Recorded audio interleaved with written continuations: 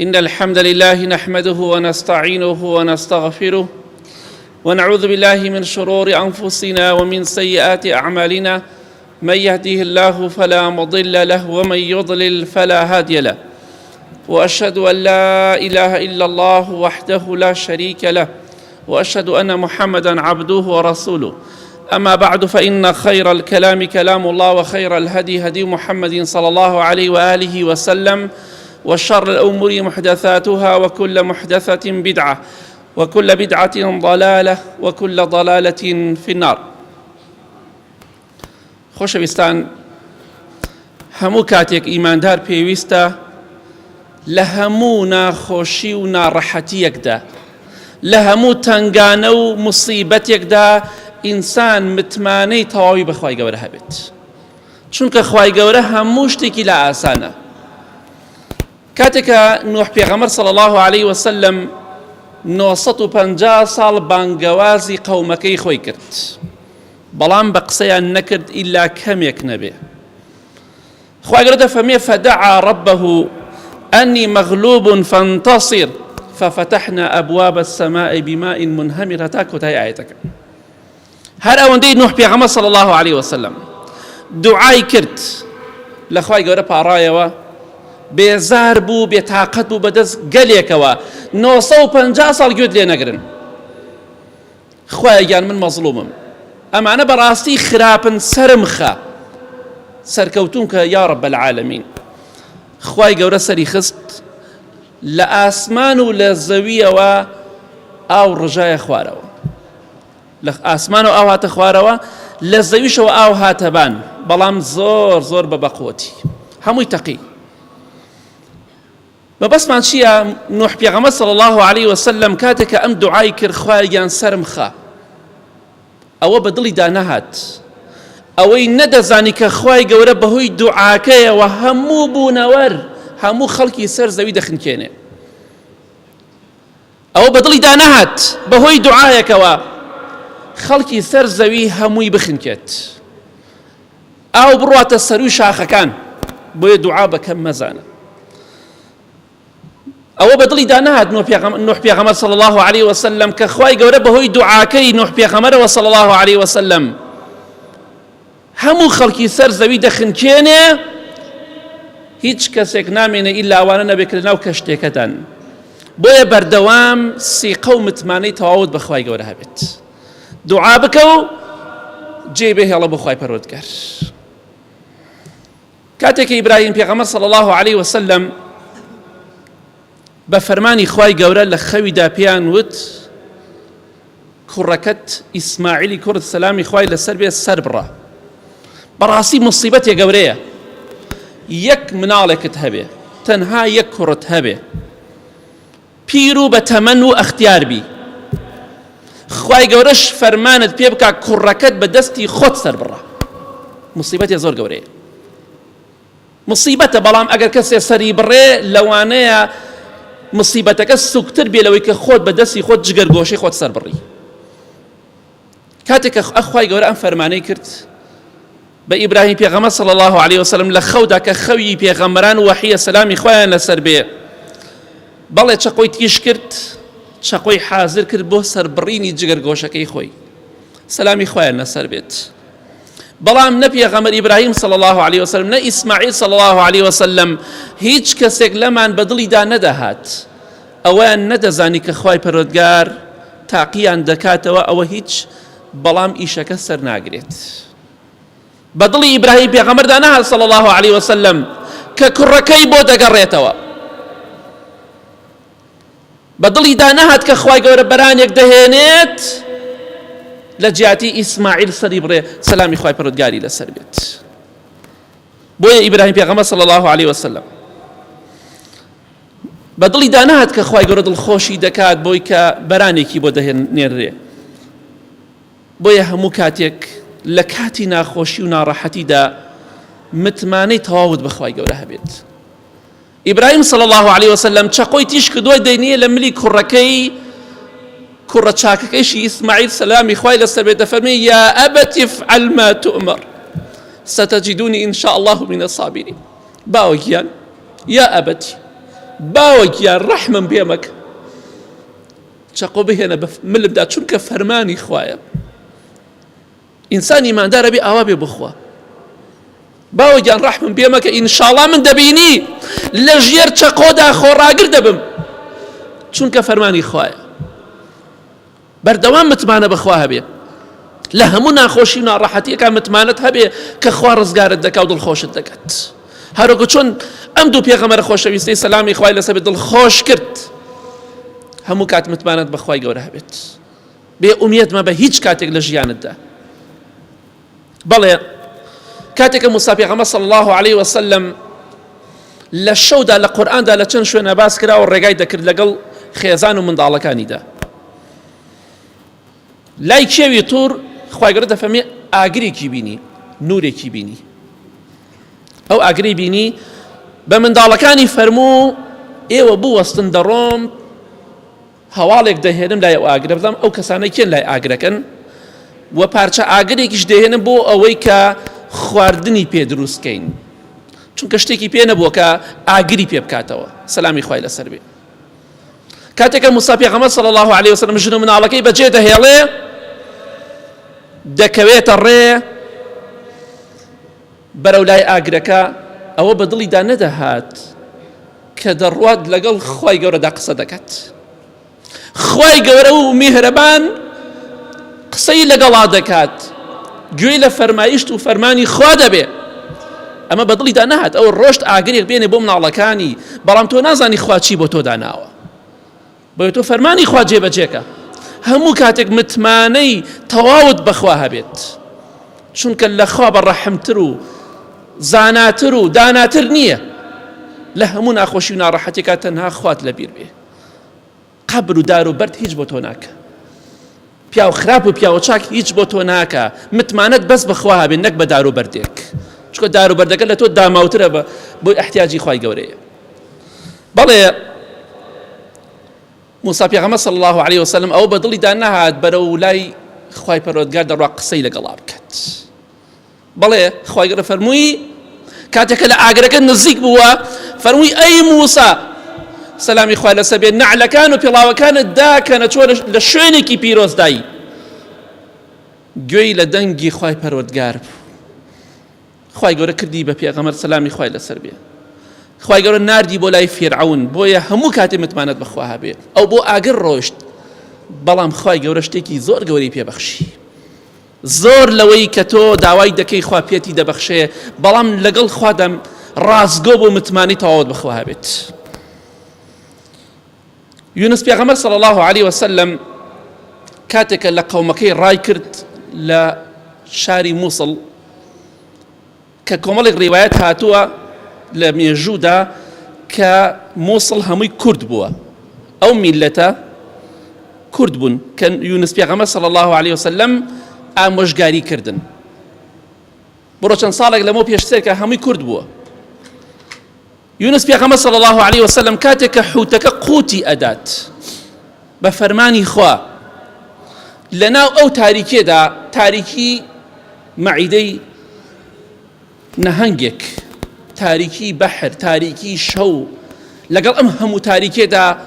خوای گەورەی لەبیر نەچوو بێ ئومێد نەبوو بێ وەڵڵاهی ئەو ناخۆشی و ناڕەحەتەی کە تۆ تووشت دەبێ بەقەت ئەوە گەورە نییە چونکە تۆ ئێستا مصیبەتێک کە تووشە بێ خەڵک گوێی لێتە خەڵک ئەتبینێ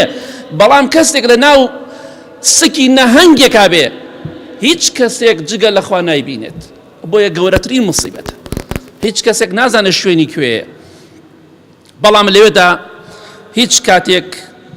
بێهیوان نەبوو اعتیزاری هێنایەوە و عزری هێنایەوە و فەرمووی فنادى في الظلمات أن لا إله إلا أنت سبحانك إني كنت من الظالمين دعای کرد کە خوای من ظلمم کرد تۆ تاک و تەنهای شەریک و هاوڵت نییە ڕەحمم لێ بکە خوای گەورە ڕەحمی لێ کرد فەرمی فاستجبنا له ونجيناه من الغم وكذلك ننجي المؤمنين. ئێمە وەڵامی یونس پێغەمبەرمان دایەوە سەلامی خوای لەسەر بێ نەهەنگەکە فڕێدایەوە بە سەلامەتی و لەو غەم و خەم و خەفەتە ڕزگارمان کرد و بە هەمان شێوە خوای گەورە دەفەرمێ ئیماندارانیش ڕزگار دەکەین لە کاتی تنگانەدا بەو مەرجەی شەریک بەخوا بڕیار نەدەن چکە فەرمی لا ئیلاهە ئیلا ئەنتە هیچ خوایەک نییە ئیلا تۆ نەبێ خوایەکی تاک و تەنها هەیە دار و بەردێک چیە لێ بپاڕیتەوە دەگێڕنەوە دەڵێن پیاوێک هەبوو چوو دەرگای مەرقەدێکی دزی چۆن دەڵێ مەرقەدانی کە ئەمڕۆیە پەنا بەخوا کراون بە شەریکی خوا ئەو مام حاجەی کە دەڵێ قل هو الله ئەحەد خوا تاک و تەنهایە دەچێت لەو دار و بەرد و قەبرە دەپاڕێتەوە دەرگای ئەو قەبرەی دزی ئەو مەرقەدەی دزی خەڵکی ئاوای لێی کۆبوونەوە وتیان تۆ چتیوا چۆن دەکەی دەڕۆی ئەو قەبرە ئەو مەرقەدە دەرگایەکی پێ و دەرگاکەی دەدزی ئەم پیاوەش وتی ئەو پیاو چاکە خۆی دەرگاکەی داوە بە من وتیان چۆن شتی وابێ ڕاست ناکەی پیاو چاک چۆن دەرگادا بە تۆ ئەو ویستی تیان بگەێنێ بەڵێ خۆی بە منی بەخشیوە قەبری خۆی و مەرقەدی خۆیتی و دەرگاکەی بە من بەخشیوە وتیان شتیوانیە ڕاست نییە ڕاست ناکەی پیاو چاک چۆن نەتوانێت دەرگایە بە تۆ ببەخشێ لەگەڵ تۆ قسە بکە ئەوتی باشە ئەگەر نەتوانێت دەرگایە بە من ببەخشێ بێگومان قسەکەی من ڕاست نییە بەس ئەمەوێت تێتان بگەێنم چۆن دەتوانێت مناڵ بە خەڵکی ببەخشێ چۆن نەتوانێت خەڵکی لە ناخۆشی و ناڕەحەتی ڕزگارکە باوەڕتان بەوە نییە دەرگایەکتان پێ بەخشێ چۆن باوەڕتان بەوەی لە ناڕەحەتی و ناخۆشی ڕزگارتان کە کەواتە ئینسانی عاقڵ و تێگەشت و خوا دەناسێ متمانەی بەخوا هەیە بەس لە هەموو تنگانەیەکە متمانەت بەخوا هەبێ دڵنیا بەخوا ڕزگارت دەکات بەس لەخوا پاڕێرەوە چکە غەیری خوا هیچ کەسێک دەسەڵاتی نییە یا ڕەبی خوا لە گوناهکانمان خۆشبی لە گوناهی دایک و باوک و مردوەکانمان خۆشبی یا ڕەبی خوایە ئاخرمان بەخێر بگێڕی ئامین ئامین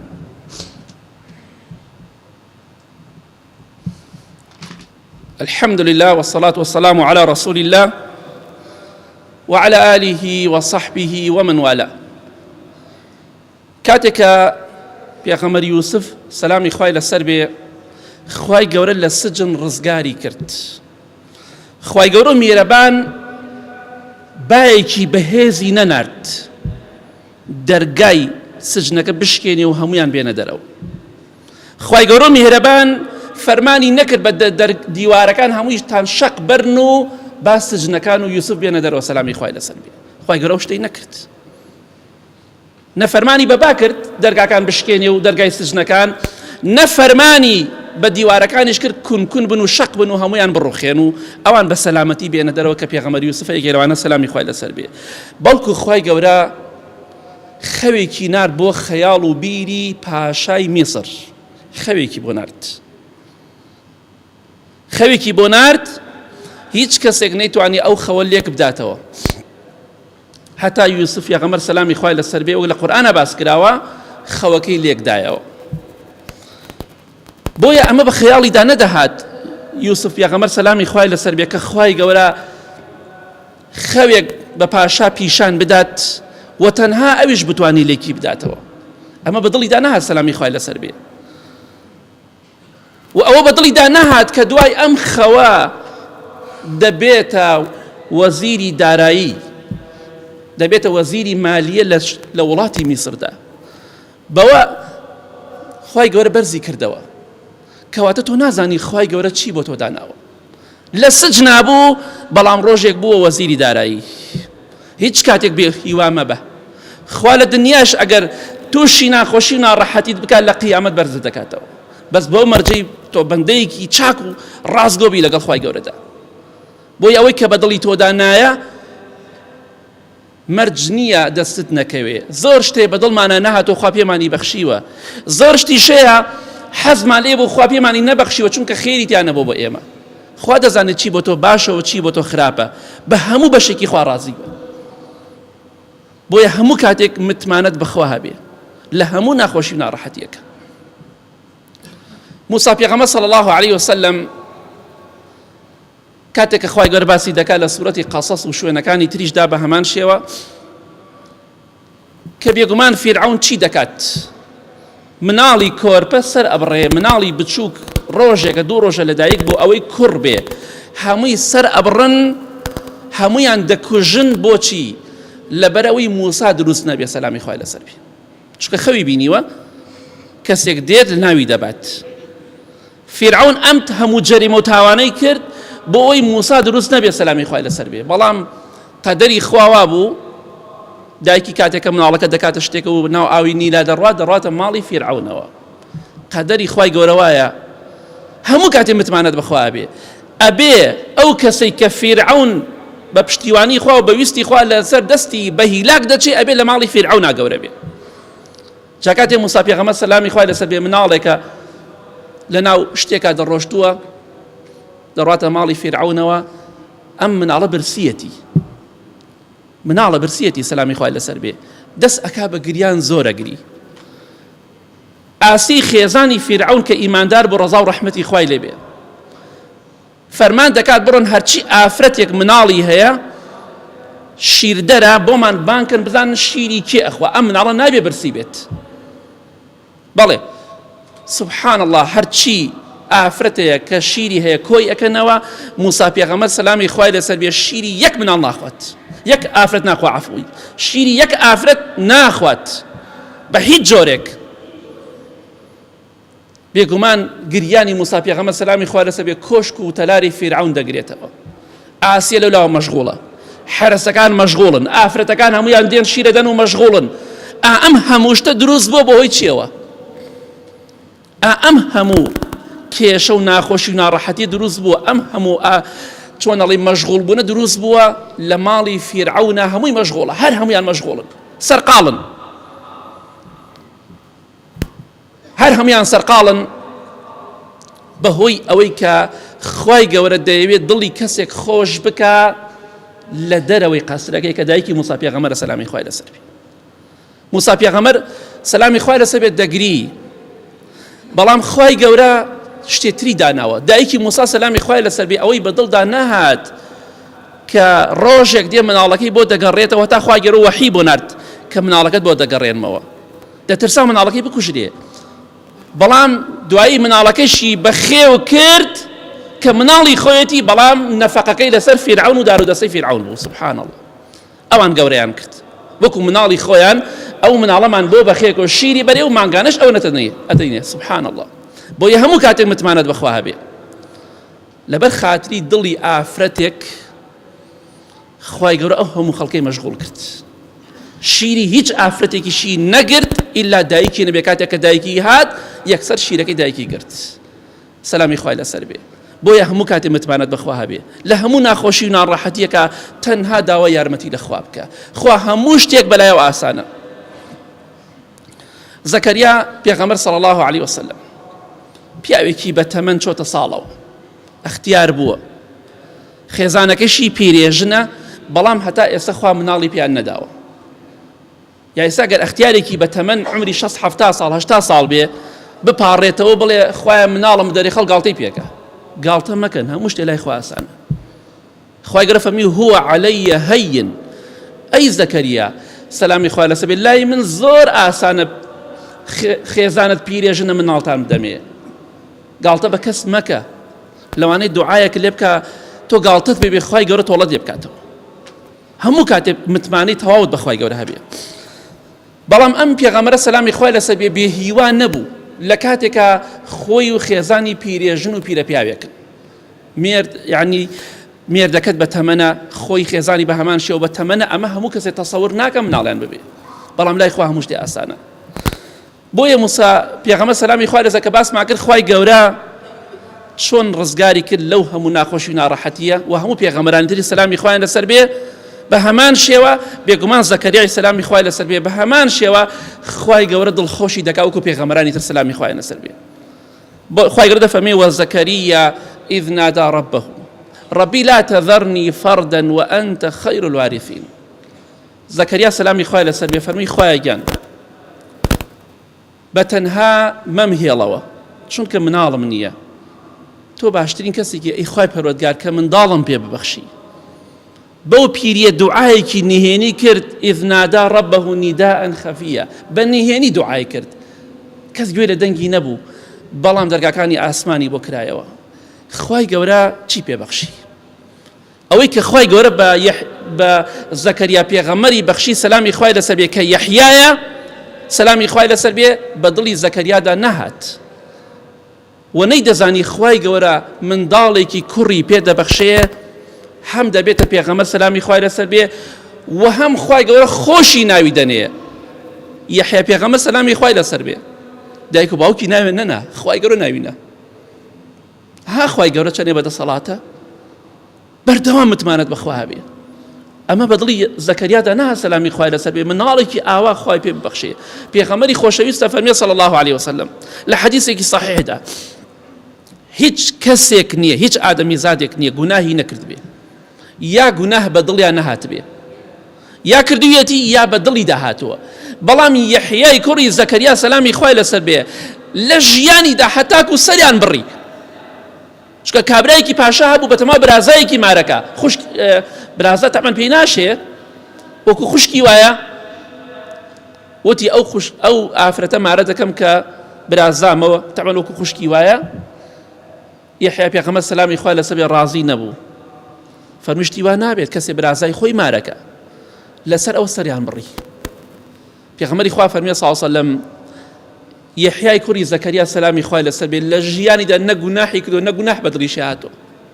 بۆ ئەی خوای گەورە دەفەرمێ وەسەلام عەلەیه یەومە وولد وەیەومە یەموت وەیەومە یوبعەث حەیە سەلامی خوا لەسەر یەحیا بێ ئەو ڕۆژەی کە لەدایک بوو ئەو ڕۆژەی کە دەمرێ ئەو ڕۆژەی کە زیندوو دەبێتەوە خوای گەورە ئەوەی پێبەخشی پیرەژن و پیرە پیاوێک مناڵێکیان پێدەبەخشێ بەڵام چۆن مناڵێک نمونەی منداڵ سەلامی خوای لەسەر بێ هەموو کاتێ متمانەت بەخوا هەبێ مەڵێ نەخۆشم خوا شیفام نادا مەڵێ منداڵم نییە خوا منداڵم ناداتێ هەموو شتێ لای خوا ئاسانە هەموو کاتێک متمانە و سیقەی تەواوت بەخوای گەورە هەبێ تەنها داوای یارمەتی لە خوا بکە دەسەڵات تەنها لای خوایە لای هیچ بەندەیەک نییە بەڵێ مەریەم پێغەمبەر کە کوڕەکەی پێغەمبەر بوو سەلامی خوای لەسەر بێ کە ناوی عیسایە مەریەمیش تەمەن وەحی بۆ هاتووە بەڵام پێغەمبەر نییە چونکە خوای گەورە دەفەرمێ هیچ پێغەمبەرێک لە پێغەمبەران سەلامی خوایان لەسەر بێ ئافرەت نەبوونە مەریەم سەلامی خوای لەسەر بێ ڕەزا و ڕەحمەتی خوای لێ بێ بەڵاکەی زۆر گەورە بوو بەڵایەکی زۆر گەورەی بەسەرات بیهێنە بەرچاوی خۆت ئافرەتێک پیاوی نییە مێردی نییە ئێستا حامیلەیە و مناڵی بووە مناڵێکی بێ باوک تۆمەتی زینایان داوە پاڵی وتیان تۆ زینات کردووە زۆر بەڕاستی بەڵایە قورسە ئافرەتێکی ئیماندار سەلامی خوای لەسەر بێ تووشی ئەم بەڵا گەورە دەبێت تۆ زینات کردووە بۆ وات کرد بۆ وات نەکرد باوکت وانە بوو براکەت وانە بوو ئەخر زۆر قورسە بەڕاستی بەڵام مەریەم ڕەزا و ڕەحمەتی خوای لێ بێ ئەوە بە دڵیدا نەهات ئەوە بە فکریدا نەدەهات ئەوەی نەدەزانی کە خوای گەورە مناڵەکەی دەهێنێتە زمان کە شایەتی بدا دایکی پاک و خاوێنە ئەمە بە دڵیان نەهات مناڵێکی ساوا و کۆرپە تازە لە دایک بۆ بە باوشیەوەیە بێتە زمان قسە بکات کە عیسا پێغەمبەرە صلی الله عليه وسلم بۆیە فەرمووی قال إني عبد الله آتاني الكتاب وجعلني نبيا أي خەڵکی نەگوێ بگرن دایکی من پاکە من عەبدی خوام خوای گەورە کتابم پێ دەبەخشێ و دەشمکا بە پێغەمبەر سەلامی خوای لەسەر بێت چونکە ناکرێ پێغەمبەر بێ و نەعوذ بالله مناڵی زینا بێت ئەمە بە دڵی ئەو کەسەدا نەهاتووە کە بەڕاستی کەسێک خوای گەورە یارمەتی بدا بەم شێوەیە بە دڵی کەسە نەهاتووە بە دڵی ئەو کەسانش نەهاتووە کە لە دەوریبەری ئەم ژن و منداڵە بوونە و بە دڵی ئەم ئافرەتەشان نەهاتووە کە لە هەموو لایەکە تۆمەتی بە دروستەکەن بە دڵی هیچ کەسێکان نەهاتووە ئەم شتە بەڵام لای خوا هەموو شتی ئاسانە بۆیە دەڵێ من پێغەمبەرم ئەمە پێغەمبەر سەلامی خوای لەسەر بێ و دایکم پاک و خاوێنە من بە فەرمانی خوا دروست بوومە ئەمە بە دڵی مەریەمدا نەهات سەلامی خوای لەسەر بێ بەڵام هەموو شتێ لای خوا ئاسانە بۆیە هەموو کاتێک متمانەی تەواوت بەخوا هەبێت سیقەی تەواوت بەخوا هەبێت دڵنیابە لە هەموو ناخۆشی و ناڕەحەتیەکە خوای گەورە فریات دەکەوێت خوای گەورە ڕزگارت دەکات لە کۆتاییدا دەڵێم بێگومان هەمومان پێویستمان بەوەیە هەموو کاتێک متمانەی تەواومان بەخوا بێت هیچ کاتێک لە ناخۆشی و ناڕەحەتیە هیچ شتێک بە قورس مەزانە کە داوایەکە لە خوای گەورە هەر چیت بەلاوە گرنگە داوای بکە هەر چیت پێویستە داوای بکە چونکە هیچ شتێک لای خوای گەورە گران نییە قورس نییە لای من و تۆ قورسە.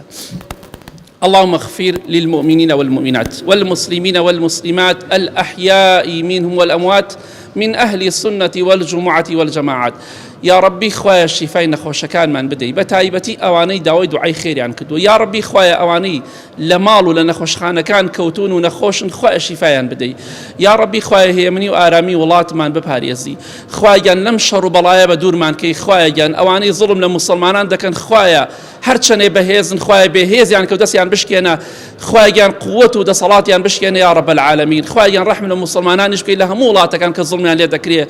ئێمەش لە شەڕی جوولەکە و بێدینەکان بپارێزی یا رب العالمین خوایان ئەوانەی نەخۆشن شیفایان دەی ئەوانەی کێشیانێ بۆیان حەلکەی خوایان آخرمان بەخێر بگێڕی لەسەر ئیمان و تەقوا بمانژێنی بمامرێنی آمين آمين آمين وصلى الله على محمد وآله وصحبه أجمعين.